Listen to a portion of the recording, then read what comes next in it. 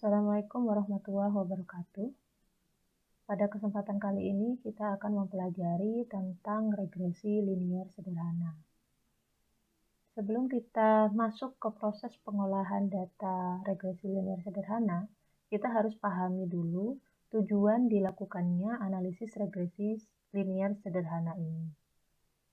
Misalnya di sini ada kasus bahwa seorang mahasiswa ingin meneliti tentang pengaruh biaya promosi terhadap volume penjualan pada perusahaan jual beli motor. Nah, dari kasus ini kita bisa lihat bahwa yang menjadi variabel dependennya atau variabel yang dipengaruhinya itu adalah volume penjualan. Nah, sedangkan independen variabelnya atau variabel yang mempengaruhinya itu adalah biaya promosi. Nah, setelah ada datanya, sebelumnya kita harus pastikan dulu ya. Jadi sebelum kita melakukan perhitungan dengan regresi linier sederhana, kita pastikan dulu bahwa skala datanya itu minimal rasio atau interval. Jadi kalau misalnya data kita adalah skalanya ordinal, itu nggak bisa langsung diproses untuk regresi linier sederhana ini, tapi harus dikonversi dulu menjadi interval. Nah, metode konversinya itu bisa menggunakan metode successive interval atau MSI ya. Nah, misalnya di sini kita punya simulasi data biaya promosi dan volume penjualan. Kalau kita mau langsung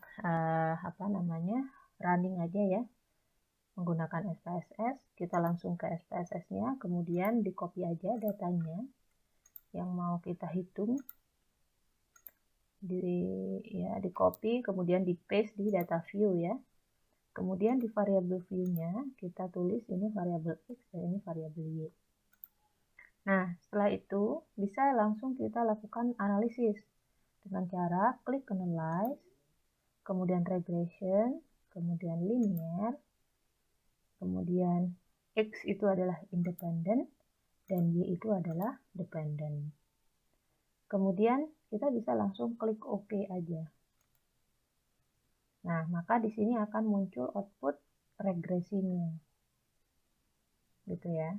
Nah, tadi kan kita akan melihat pengaruh lihat pengaruh biaya promosi gitu kan ya terhadap volume penjualan. Jadi hipotesisnya kalau misalnya hipotesisnya berarti kan biaya promosi berpengaruh terhadap volume penjualan gitu kan. Nah, untuk melihat apakah ada pengaruh yang signifikan atau enggak, itu bisa dilihat dari nilai T-hitungnya. T-hitung ini bisa dibandingkan dengan nilai T-tabel nanti. Jadi, rumus T-tabel itu adalah N-2 ya, untuk regresi linier sederhana. Jadi, bisa nanti kita bandingkan antara T-hitung ini sama T-tabel. Kalau misalnya hasilnya T-hitung ini lebih besar dari nilai T-tabelnya, maka hipotesis kita diterima bahwa X ini berpengaruh terhadap Y, gitu. Bahwa biaya promosi ini berpengaruh terhadap volume penjualan. Nah, yang kedua, untuk melihat apakah dia berpengaruh atau tidak, itu bisa dilihat dari nilai signifikansinya ya, atau probability value-nya. Jadi, kalau kita menggunakan probability value, ini kita bandingkan dengan alpha, ya. Jadi, kalau misalnya kita menetapkan alfanya adalah 5%, gitu kan, berarti di sini adalah dibandingkan dengan 0,05.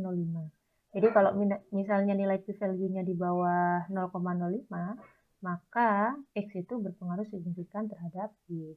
Dan ini hasilnya di bawah 0,05, sehingga bisa kita ketahui bahwa X ini berpengaruh signifikan terhadap Y, gitu ya. Nah, kemudian kalau mau lihat berapa sih bagaimana sih kekuatan hubungan antara X dan Y, itu kita bisa lihat di tabel model summary ya. Tabel model summary dinilai R-nya ini 0,858. Berarti kekuatan hubungannya itu sangat kuat ya antara X dengan Y. Nah, kalau misal setelah itu kita mau melihat berapa persen sih sebenarnya pengaruh X ini terhadap Y, kita bisa menggunakan R square dan adjusted R square. Nah, yang disarankan itu kita menggunakan adjusted R-square ya, dibandingkan R-square. Nah, untuk adjusted R-square sendiri dia 0,721 kali 100 berarti 72,1%. Sehingga pengaruh X terhadap Y ini sebesar 72,1%. Dan sisanya adalah pengaruh dari faktor lain yang tidak kita teliti. Begitu untuk penjelasan regresi linear sederhana. Terima kasih atas perhatiannya. Wassalamualaikum warahmatullahi wabarakatuh. Semoga bermanfaat.